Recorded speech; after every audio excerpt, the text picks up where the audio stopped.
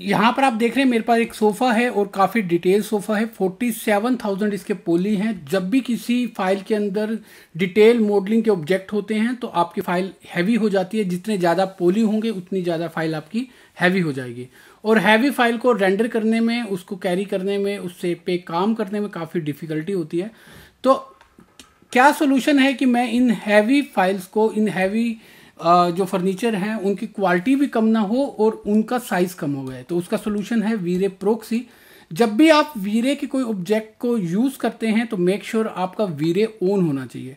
आप रेंडरिंग में जाकर आप रेंडर सेटअप पे आएंगे और आप क्या कर सकते हैं कि यहाँ पे वीरे ऑन कर सकते हैं। जब मैंने वीरे ऑन किया है तो आप जब रेंडर करेंगे तो आप देखेंगे कुछ इस तरह का आपका रेंडर आ रहा है। मेरे फर्नीचर के अंदर मटेरियल डला हुआ है और आप देखेंगे कि रेंडर आ रहा है। आप एम प्रेस करेंगे, यहाँ पे मटेरियल एडिटर ओपन हो जाता है और आप टेक्सचर पिक करेंगे तो दिखाएगा कि कुछ इस तरह का टेक्सचर अवेलेबल है इसके अंदर। स्टूडेंट आप क्या करेंगे, आप एक ऑब्जेक्ट को आपने सेलेक्ट किया, आप अटैच पे आते हैं। यहाँ पे नीचे मेरे पास अटैच का ऑप्शन बॉक्स आता है। आपने कंट्रोल ए किया और आपने क्या किया कि यहाँ पे ये सबको अटैच कर दिया कि आपका ये सारे एलिमेंट अटैच हो गए और एक ही ऑब्जेक्ट आ गया। आप एम प्रेस करेंगे, फिर आप पिक करेंगे तो यहाँ पर आप देखेंगे कि यहाँ पे ये सभी मटेरियल्स अवेलेबल हैं। स्टूडेंट जो सेकंड स्टेप है वो है आप क्या करेंगे, ये मटेरियल को सेव कर देंगे। मैंने पुट टू लाइब्रेरी किया, मैंने बोला कि माय सोफा फाइनल और मैंने ये बड़ा सा नाम दिया और जो यहाँ पे मेरा सोफा सेव हो गया।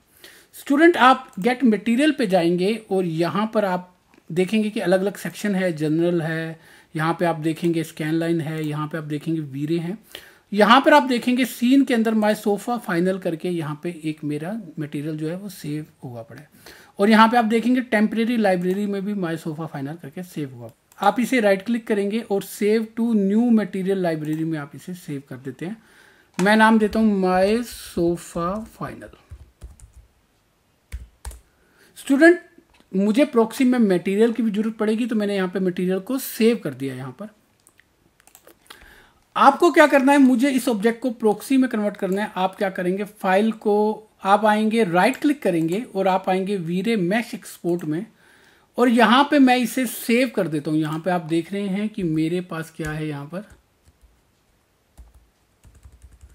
मेरे पास यहाँ पे क्या है कि ये एक फाइल है और मैं इसका नाम देता हूँ सोफा फाइनल। यहाँ पे आप कहेंगे कि मुझे एक ही फाइल में मुझे सेव करना है, मुझे अलग अलग फाइल में सेव नहीं करना, ऑटोमेटिकली सेव होना चाहिए। 100% इसका प्रीव्यू दिखाई देना चाहिए और यहाँ पे फेस मुझे कितने दिखाई देने चाहिए, मैं आप 200, 500, 700 तक रख सकते हैं।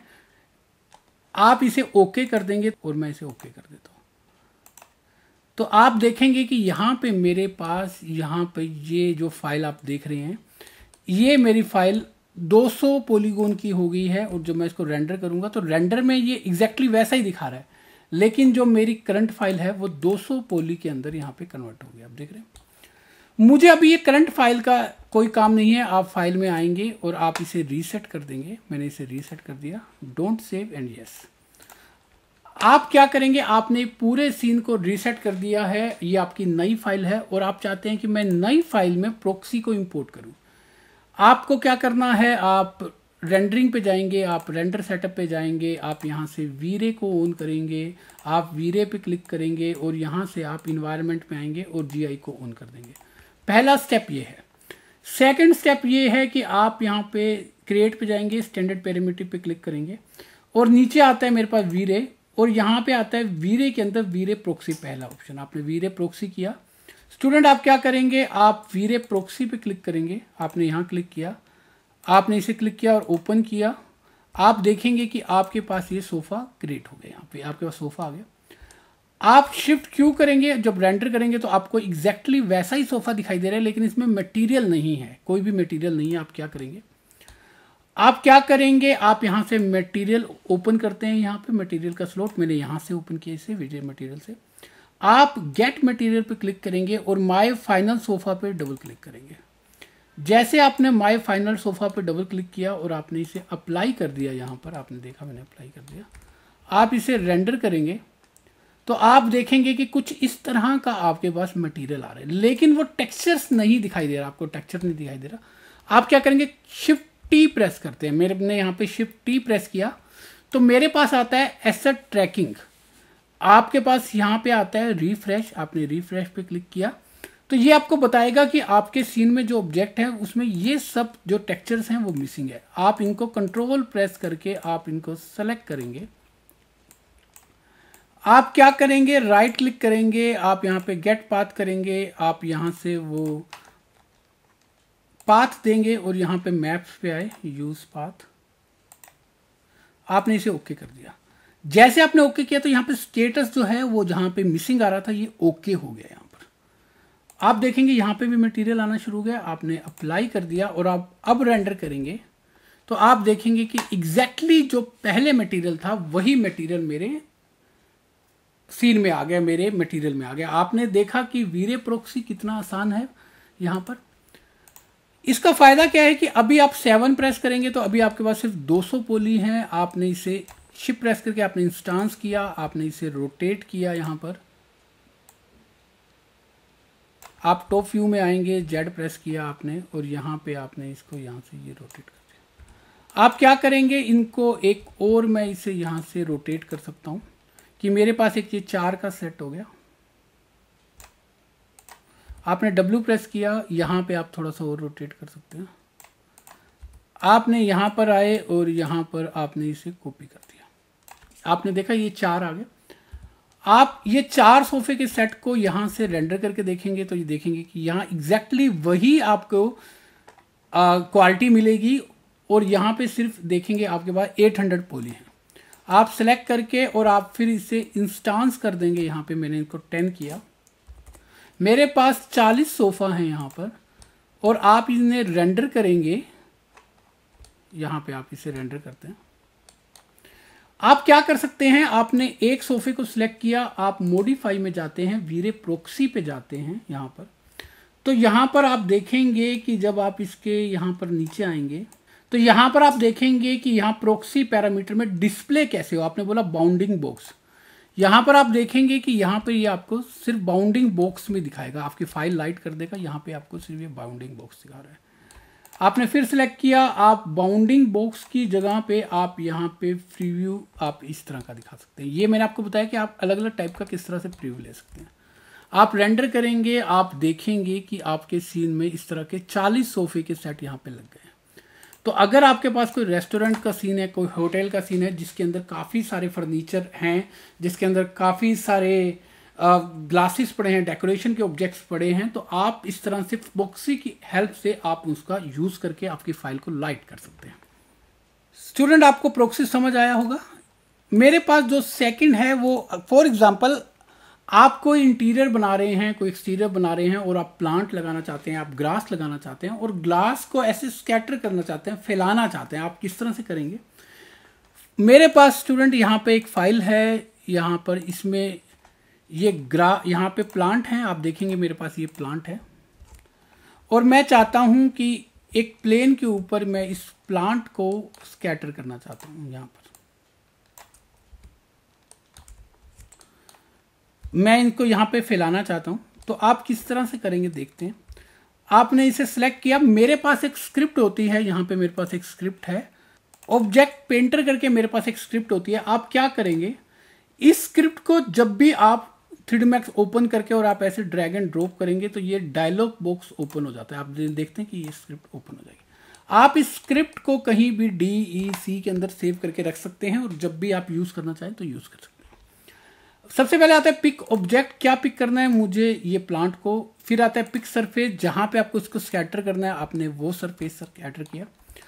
आपको क्या करेंगे, मेरे पास आता है पेंट और आपने अगर इस पेंट को इस तरह से चलाएंगे तो आप देखेंगे कि ये आपके प्लांट यहाँ पे ड्रॉ होना शुरू हो गए हैं। आप क्या करेंगे, आपने इसे सिलेक्ट किया, आपने इन दोनों को सिलेक्ट किया और आपने इसको डिलीट कर दिया। जस्ट मैंने आपको स्कैटर चलाकर बताया। यहाँ पर है कि आप रोटेशन करना चाहते हैं, आप स्केलिंग करना चाहते हैं और आप उसकी पोजीशन में चेंज करना चाहते हैं। फॉर एग्जांपल मैं यहाँ पे आता हूँ और बोलता हूँ यूनिफॉर्म स्केल। आपने यहाँ पे यूनिफॉर्म स्केल किया और यहाँ पे स्केल में मैं कर देता हूँ, यहाँ पे स्केल मिनिमम कर देता हूँ 10 और मैक्सिमम कर देता हूँ 60। फॉर एग्जांपल कोई भी आप ले सकते हैं।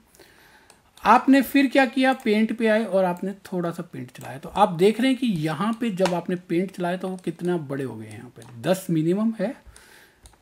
तो आपका जितना प्लांट बड़ा था उसके अकॉर्डिंग यहाँ पर ये इतने बड़े हो गए। यहाँ पर मेरे पास क्या है, ये प्लांट में यहाँ पे है जेड में रोटेशन, आपने यहाँ पे किया 10, फिर यहाँ पे किया 60, और अब आप इसको पेंट को, तो अब आप देख रहे हैं कि पेंट के अंदर ये सब रोटेट होके आएंगे यहाँ पर अलग अलग तरह से, और यहाँ पे आप इसकी जो रोटेशन है वो चेंज कर सकते हैं यहाँ पर। तो अभी मुझे ये समझ आ गया कि रोटेशन कैसे करनी है, मैं अभी नहीं यूज़ कर रहा, इसको डिलीट कर देते हैं। मुझे इतना स्केल नहीं चाहिए, मैं इधर 2 कर देता हूँ और मैक्सिमम रोटेशन करता हूँ 5, ये इतना आ गया। आप क्या करेंगे, मुझे क्या चाहिए, पोजीशन चाहिए। आप यहाँ पर आते हैं और मैं एक्स के अंदर पोजीशन कर देता हूँ यहाँ पे 2 और यहाँ पे 500। आप यहाँ पेंट को यहाँ पे चलाएंगे तो आप देखेंगे कि अब काफ़ी अच्छा फैला हुआ आ रहा है। यहाँ पे मुझे इस तरह से ही चाहिए था। आप देख रहे हैं कि यहाँ पे जो स्केलिंग पे भी मैंने चेंज किया है, तो कुछ छोटे आ रहे हैं, कुछ बड़े आ रहे हैं। तो इस तरह से आप यूज़ कर सकते हैं इस पेंट को। तो आप क्या कर सकते हैं कि आपको जो ऑब्जेक्ट यहाँ पे स्कैटर करना है वो आप इसे यूज़ कर सकते हैं। फॉर एग्जांपल मेरे पास एक टी पोट है, मैंने जैसे एक टी पोट लिया, पिक ऑब्जेक्ट किया, तो मैंने ये पिक ऑब्जेक्ट कर लिया, ये मेरे पास टी पोट आ गया, मैंने इसको पिक किया।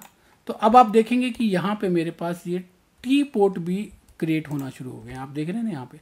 तो आपको सेम आपको क्या करना पड़ेगा, टी पोट की भी आपको साइज चेंज करना पड़ेगा यहाँ पे। तो यहाँ पर साइज देख रहे हैं, यहाँ पे 2 की जगह मैं 0.5 कर देता हूँ, स्केल में मैं चेंज करूँगा, यहाँ 0.2 कर देते हैं और यहाँ पे मैं 0.5 कर देता हूँ।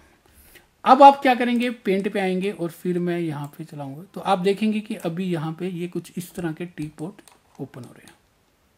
ये देखा आपने यहाँ पे। तो आप मल्टीपल ऑब्जेक्ट यहाँ पे क्रिएट कर सकते हैं और आप अलग अलग चीज को यहाँ पर स्कैटर कर सकते हैं। फॉर एग्जाम्पल आपका स्टोन हो सकता है, आपके फ्लावर्स हो सकते हैं, आपके ट्री हो सकते हैं, ग्रास हो सकती है। तो इस तरह के अलग अलग ऑब्जेक्ट को आप पोजीशन चेंज कर सकते हैं, आप उसका स्केल कर सकते हैं, आप उसकी रोटेशन चेंज कर सकते हैं। तो आप जो नीचे दिए हुए लिंक के अंदर आपको ये प्लगइन अवेलेबल होगा, आप इसे डाउनलोड करके जस्ट ड्रैग एंड ड्रॉप करेंगे और ये किसी भी आपके वर्जन में काम करेगा। तो आई होप ये चीज़ आपको समझ आई होगी कि स्कैटर किस तरह से काम करता है, आपको ये समझ आया होगा कि आपको एसेट ट्रैकिंग किस तरह से काम करता है, और वीरे प्रॉक्सी काफ़ी इंपॉर्टेंट था। आई होप आपको ये भी समझ आया होगा।